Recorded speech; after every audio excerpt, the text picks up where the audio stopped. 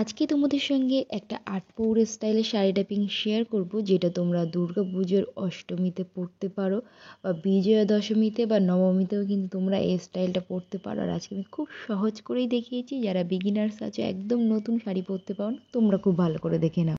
Sari open করার পরে ঠিক ডান হাতের নিচে যে পেটিকোট আছে তার ভিতরে এখানে দিয়ে নেবে। যারা একদম প্রথমবার শাড়ি পরছো, অবশ্যই তোমরা প্রথমে যেখানে শাড়িটাকে পেটিকোটের মধ্যে দিয়েছো ওখানে একটা সেফটি পিন দিয়ে পেটিকোটের সঙ্গে শাড়িটাকে পিন আপ করেও নিতে পারো, তাহলে আর তোমাদের কোনো অসুবিধা হবে না। তারপরে কিন্তু তোমরা এখানে বাঁ হাতের নিচেও শাড়িটা পেটিকোটের মধ্যে দিয়ে নিলে, তারপরে পিছন দিক দিয়ে এক রাউন্ড ঘুরিয়ে সামনের দিকে এনেও কিন্তু পেটিকোটের মধ্যে শাড়িটাকে দেওয়ার পর পিছনে যে এক্সট্রা শাড়িটা আমাদের দেখবে বার হয়ে থাকে, ওটাকেও কিন্তু খুব ভালো করে পেটিকোটের মধ্যে দিয়ে নেবে। তারপরে এখন আমরা রেডি করব এখানে আঁচল, ওই জন্য আঁচলটাকেই ধরে নিলাম। আঁচলটার এবার আমরা একদম ভাঁজগুলো রেডি করব। তো আজকে আমি বাঁ হাত দিয়ে দেখাচ্ছি, তোমাদের যদি বাঁ হাত দিয়ে অসুবিধা হয় তাহলে ডান হাত দিয়েও আমি আগের ভিডিওতে দেখিয়েছি, ওটা দেখে নিতে পারো।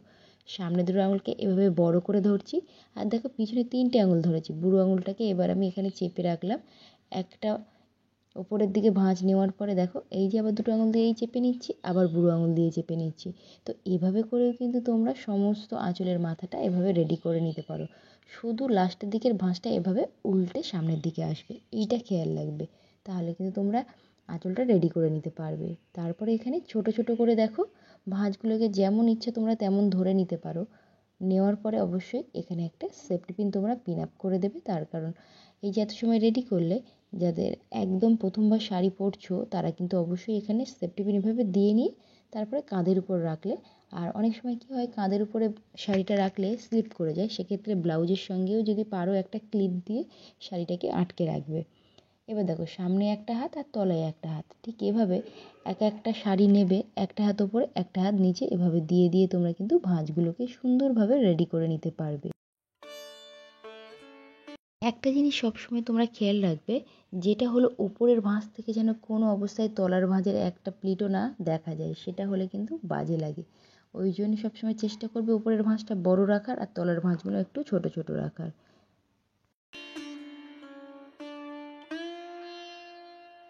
বন্ধুরা, তোমরা যারা ভাবছো অষ্টমীর দিনে আমরা সাদা লাল শাড়ি পরবো, কীভাবে পরবো, তো সেই সাদা লাল শাড়িও কিন্তু আমি অলরেডি দিয়ে দিয়েছি আমার চ্যানেলে।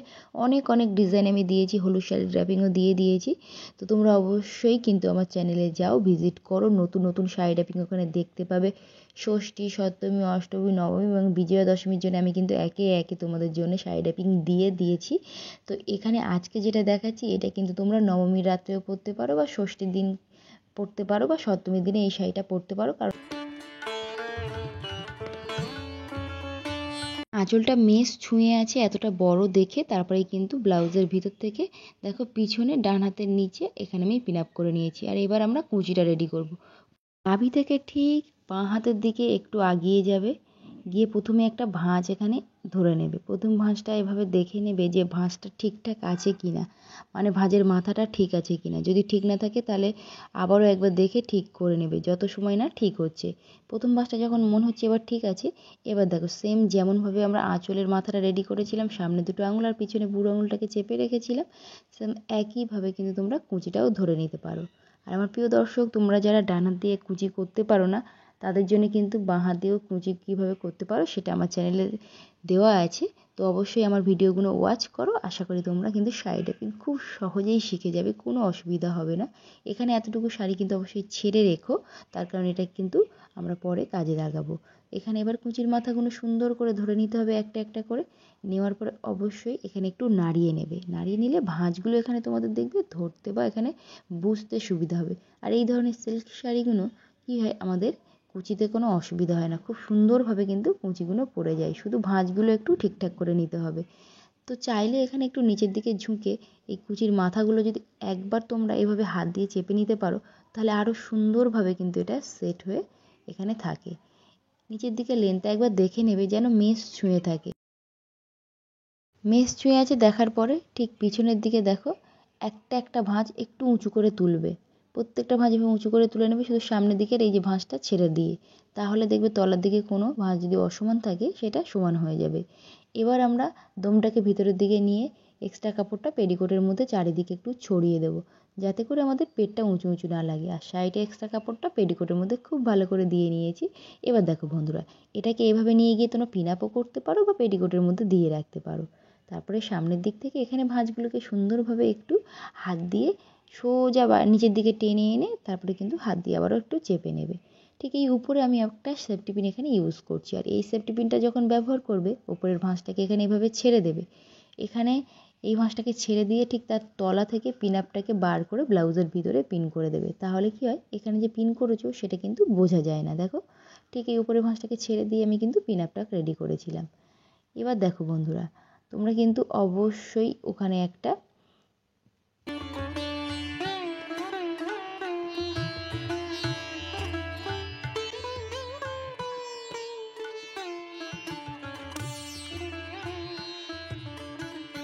সামনের দিকের ভাঁজটা কত সুন্দর হয়েছে। হাত দিয়ে চেপে নেওয়ার কারণে ভাঁজগুলো কি সুন্দরভাবে সেট হয়ে বসে আছে। এবার আমরা এখানে যে পিন আপগুলো করেছিলাম আঁচলে, পিন আপগুলো এখানে ওপেন করে নেব। নেওয়ার পরে একদম উপরের দিকে দেখো, ডান হাত দিয়ে এভাবে বাইরের দিকে বার করলে আঁচলটাকে, বাঁ হাত দিয়ে মাথাটাকে ধরবে। ঠিক বাঁ হাত দিয়েই মাথাটাকে ধরে সেফটি পিনটাকে হাতে রেখে দিচ্ছি, এটার কাজ আছে এখনই। তারপরে দেখো, একটা দুটো আঙুল এভাবে সামনের দিকে বাড়িয়ে বাড়িয়ে ছোট ছোট করে ভাঁজগুলোকে ধরে নেবে। আর এই ভাঁজগুলো কিন্তু ধরে নেওয়ার পরে একটু তোমরা এখানে ঠিক করেও নিতে পারো, তার কারণে একটু অগোছালোও থাকে। এই যে যেদিকে আমাদের ডান হাতের নিচে, এই দিকে কিন্তু অবশ্যই ভাঁজগুলোকে একটু সুন্দরভাবে এভাবে সাজিয়ে সাজিয়ে একটু হাত দিয়ে চেপে নিও। তাহলে কি হয়, ফোলা ভাবটা চলে যায়, ভাঁজগুলো সুন্দর থাকে। ঠিক হালকা হাতেই এখানে কিন্তু তোমরা একটু ভাঁজগুলোকে সাজিয়ে নিও।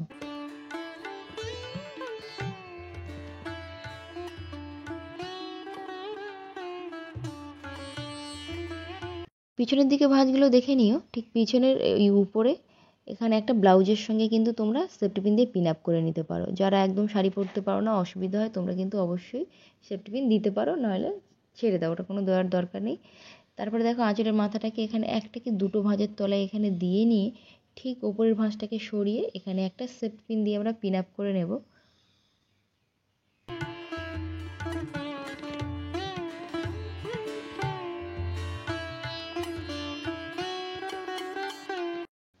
এবার একটা সুন্দর দেখে কোমর বন্ধনী পরে নেবে, আর একদম তোমরা রেডি শাড়ি পরে সুন্দরভাবে নিজেকে সাজিয়ে মণ্ডপে যাওয়ার জন্যে। তোমার প্রিয় দর্শক, এরকম আরও সুন্দর সুন্দর ইউনিক ইউনিক ডিজাইনের শাড়ি ড্রেপিং দেখতে হলে কী করতে হবে সেটা তো আর বলতে লাগবে না, অবশ্যই সাবস্ক্রাইব করতে হবে চ্যানেলটিকে।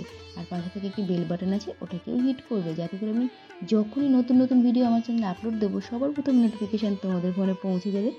আরও নতুন নতুন ভিডিও দেখতে হলে অবশ্যই কিন্তু বেশি বেশি করে লাইকস করো, কমেন্ট করো আমাকে আরও নতুন কী ধরনের শাড়ি ড্রেপিং দেখতে চাইছো।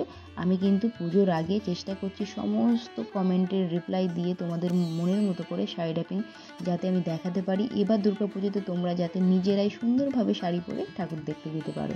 তো আজকের মতো টাটা, দেখা হচ্ছে আবারও একটা নতুন ভিডিওতে।